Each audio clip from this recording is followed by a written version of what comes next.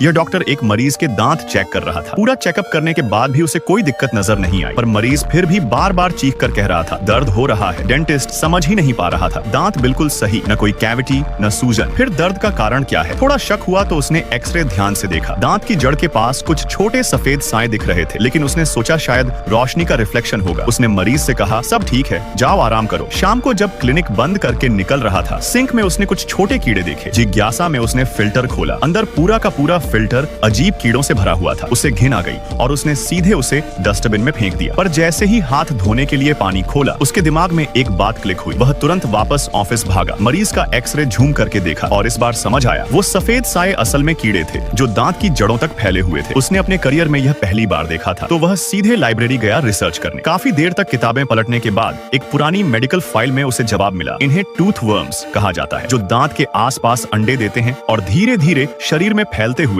दिमाग तक पहुंच जाते हैं। ये किसी पुराने बायो एक्सपेरिमेंट का नतीजा थे जो बंद हो गया था और उसके बाद कभी इन कीड़ों को देखा नहीं गया। अब वह टेंशन में था, तभी हॉस्पिटल से कॉल आई। वही मरीज वापस आया था, इस बार और ज्यादा तेज दर्द के साथ। अब डेंटिस्ट को पता था अंदर कीड़े हैं, लेकिन वह कुछ पल चुप रहा, सोचता रहा। फिर उसने नर्स से कहा ग्लव्स और गॉगल्स पहन लो, केस सीरियस है। पर नर्स ने कहा जल्दी अंदर आओ, मरीज की हालत खराब है। कोई विकल्प नहीं था। उसने प्रोटेक्टिव सूट पहना और सर्जरी शुरू की। जैसे ही उसने दांतों में इंजेक्शन लगाया, मरीज जोर जोर से तड़पने लगा, मानो कीड़ों को खतरे का एहसास हो गया हो और अब वो तेजी से दिमाग की तरफ घुस रहे थे। तभी मरीज की आंखें लाल हो गईं।